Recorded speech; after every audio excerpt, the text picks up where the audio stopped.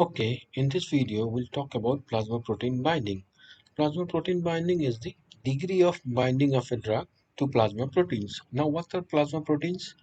There are two most important plasma proteins from a pharmacology point of view. One is albumin and another is alpha-1 acid glycoprotein. So, just take an example. When a drug is taken orally, it goes into the gut. From gut, it is absorbed in the circulation.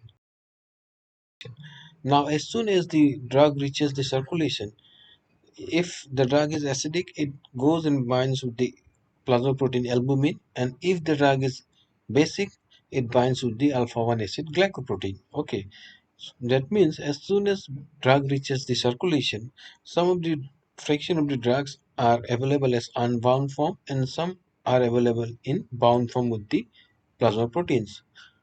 And it is only the unbound or the free form of the drug that is available for action. It binds with the receptor to show therapeutic effect and side effect, if at all. The same unbound drug is available for metabolism. From there, inactive metabolites may form, or if the drug is a prodrug, then active metabolite from the inactive compound may form. From this metabolism, the drug is, or unbound drug to be very precise, is eliminated from the body via urine or feces. That means in all this step, nowhere the bound drug is available for either receptor or metabolism or elimination. Okay. Now these are some of the examples of drugs which binds with the plasma albumin, and these are examples of drugs which binds with alpha-1 acid glycoproteins.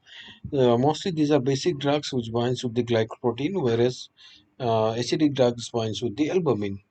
Now, within this group also, even a minute change in the structure may result in the significant variation in the plasma protein binding. Say, for example, in case of benzodiazepines, the flurazepam has 10% plasma protein binding, whereas the diazepam has 99% plasma protein binding. Okay, so although it depends on the acidity or basic nature of the drug, even within the same group also the binding may vary.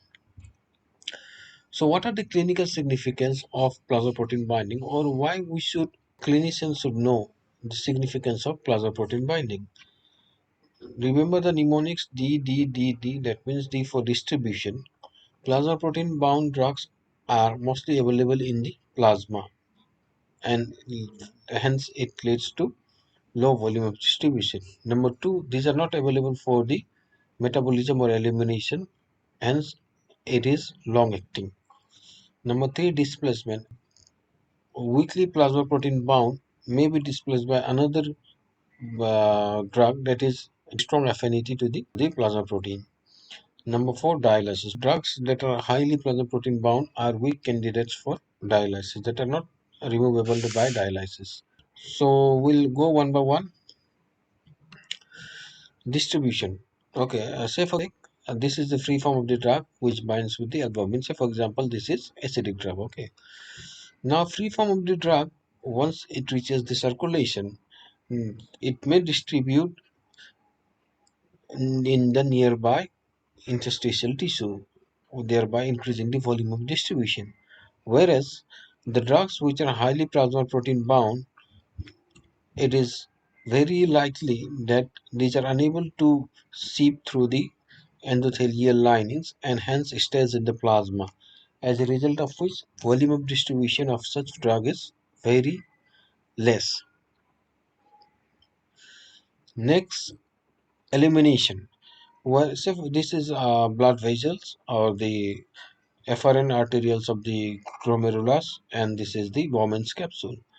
Free form of the drugs owing to its small size are easily excreted in the urine, whereas drug which is bound with the plasma protein, these are quite larger in size and these are unable to filter through the filtration slit of the epithelial podocytes. Hence, it remains in the blood.